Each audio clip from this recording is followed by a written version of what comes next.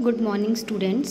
जैसे कि हमने अपनी प्रीवियस क्लास में जो जेनेटिक्स है वो स्टार्ट की थी, जिसमें हमने mono hybrid, di hybrid, test cross और बैक क्रॉस के बारे में पढ़ा था। अब जो नेक्स्ट टॉपिक हमारे पास आता है वो है कोडोमिनेंस। हमने अपने लास्ट लेक्चर में जो है वो इनकम्प्लीट डोमिनेंस के बारे में पढ़ा था, जिसमें हमारे पास जो इंटरमीडिएट स्टेज है पेरेंट्स की वो आती थी। वहीं अगर हम बात करें कोडोमिनेंस की, तो कोडोमिनेंस में क्या होगा कि जो दो अलील्स हैं, अब अलील क्या होता है? It is the alternative forms of a gene. Gene की जो अल्टरनेटिव फॉर्म है वो अलील कहलाती है। तो अगर हम कोडोमिनेंस की बात करें तो कोडोमिनेंस वो फिनोमिना है जिसमें अगर दो अलील्स प्रेजेंट हैं तो वो दोनों इंडिपेंडेंटली जो हैं वो क्या करेंगे, अपने आप को एक्सप्रेस करेंगे।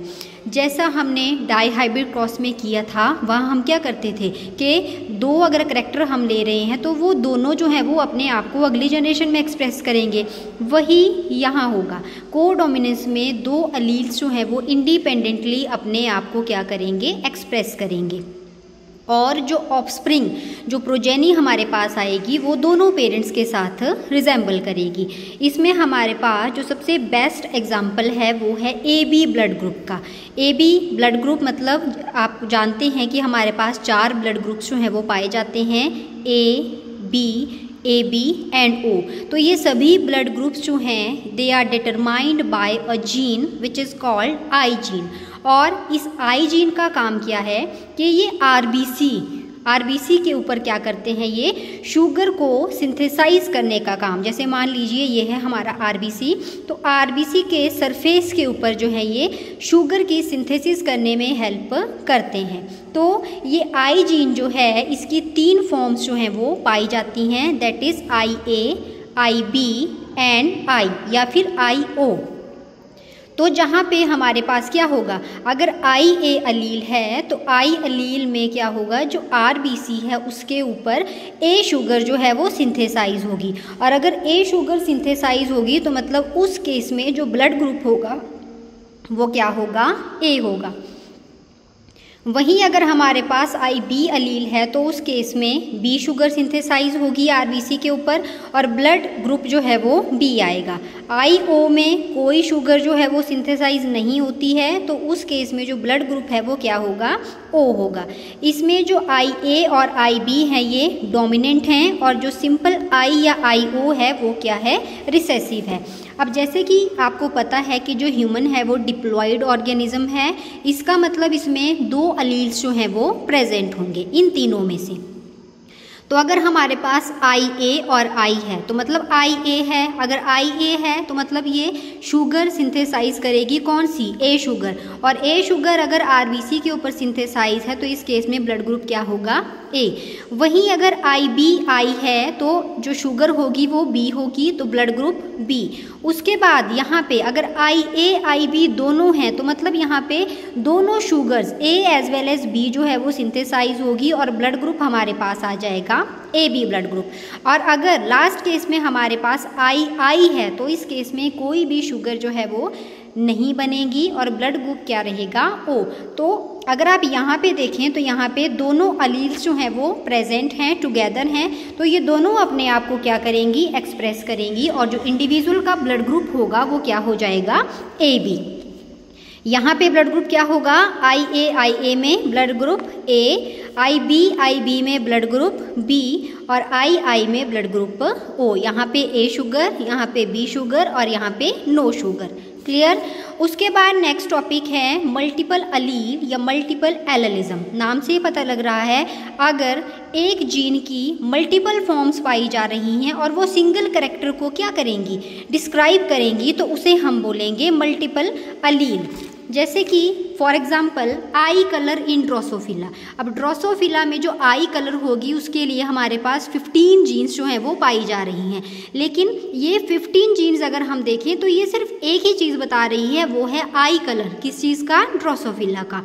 दूसरा ह्यूमंस में, अब ह्यूमंस में भी आई कलर जो है वो इंडिविजुअल टू इंडिविजुअल वेरी करेगा, ब्लैक, ब्राउन, ब्लू, ग्रीन। तो इसका मतलब क्या हुआ कि उसमें जो आई के ऊपर जो जीन्स पाई जा रही हैं वो भी अलग अलग फॉर्म्स में, अलग अलग अलील्स जो है वो बता रही हैं।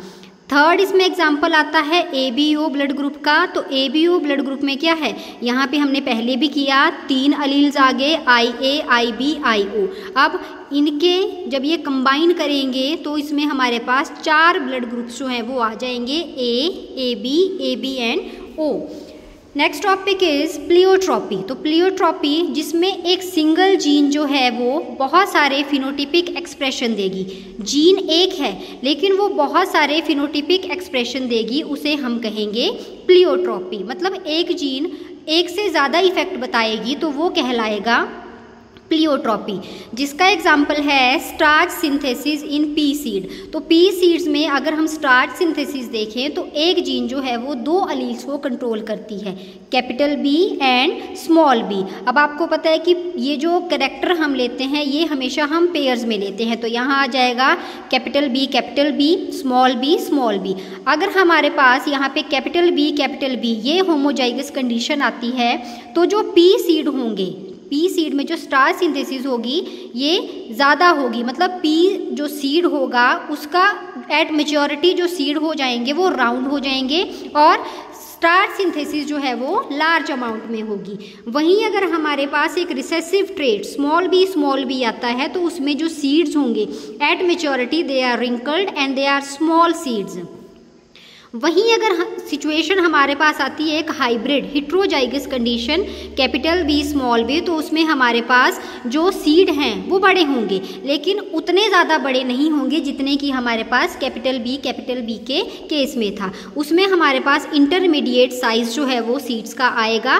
तो मतलब एक तरह से ये इनकम्प्लीट डोमिनेंस का एग्जाम्पल भी शो करता है। लेकिन एक जीन थी हमारे पास, उसने मल्टीपल इफेक्ट जो है वो शो किए, सीड बड़े हुए, सीड छोटे हुए और सीड इंटरमीडिएट साइज के हुए। तो ये जो है वो प्लियोट्रॉपी का बेस्ट एग्जांपल है क्योंकि इसमें एक जीन जो है वो हमें 2 ट्रेट्स बता रही है, एक तो सीड की शेप और एक साइज स्टार्च ग्रेन का। Next topic is polygenic inheritance. मतलब इसमें क्या होगा, जो ट्रेट्स है they are controlled by more than 1, 3 और मोर जीन के एक सिंगल ट्रेट जो है वो बहुत सारी जीन से कंट्रोल किया जाएगा। पहले हमने पढ़ा बहुत सारी जीन जो है वो एक कैरेक्टर को कंट्रोल कर रही हैं, इसमें बहुत सारी जीन्स जो हैं वो क्या करेंगी, बहुत सारे जो जीन्स हैं वो ट्रेट को कंट्रोल करेंगी। जैसे different range of Heights, humans में हाइट जो है वो क्या होती है, कुछ बड़े हैं, कुछ छोटे हैं, कुछ मीडियम साइज के हैं। मतलब उसमें जीन्स जो है वो तो क्या है, 3 और more genes are present. Skin colour in human, अब स्किन कलर इन ह्यूमन अगर हम देखें तो इसमें जो स्किन का कलर है it is caused by a pigment which is called melanin. तो मेलेनिन का जो अमाउंट है it is controlled by 3 pairs of gene, that is capital A, small B, capital C. यहाँ पे अगर ये तीनों हमारे पास डोमिनेंट आते हैं, ए है, बी है, सी है, अगर ये डोमिनेंट आते हैं तो इंडिविजुअल का कलर जो होगा वो बहुत ज़्यादा डार्क होगा। मतलब जो डार्क कलर है वो डोमिनेंट है ओवर द फेयर कलर। उसके बाद अगर तीनों हमारे पास रिसेसिव आते हैं तो इंडिविजुअल का कलर जो है वो लाइट होगा। अगर ये इंडिविजुअल आपस में मैरी करते हैं और इंडिविजुअल का जो कलर है वो क्या हो जाएगा, एक हमारे पास मान लो कैपिटल आ गया, एक हमारे पास स्मॉल आ गया, तो उसे हम कहेंगे मुलाटो। मतलब इसमें क्या होगा कि बहुत सारी जीन्स जो हैं वो एक कैरेक्टर को कंट्रोल कर रही हैं। हमारे पास 3 पेयर्स ऑफ जीन पाई जा रही हैं लेकिन उसमें एक सिंगल कैरेक्टर जो है वो क्या हो रहा है, अपीयर हो रहा है। कोडोमिनेंस में 2 अलील थी, दोनों ने अपने आप को एक्सप्रेस किया। मल्टीपल अलील्स में एक जीन के बहुत सारी फॉर्म्स जो हैं वो पाई गई लेकिन उन्होंने सिंगल कैरेक्टर को बताया। प्लियोट्रॉपी में क्या हुआ, एक जीन ने उस जिसके बहुत सारे अलील थे उसने अपना अपना इफेक्ट जो है वो शो किया। मतलब उसमें ज़्यादा हमारे पास फिनोटिपिक एक्सप्रेशंस आए और पॉलीजेनिक इनहेरिटेंस में हमारे पास एक ट्रेट को बहुत सारी जीन्स ने जो है वो कंट्रोल किया। तो आज के लिए इतना ही, बाकी हम अपनी नेक्स्ट वीडियो में पढ़ेंगे। Thank you.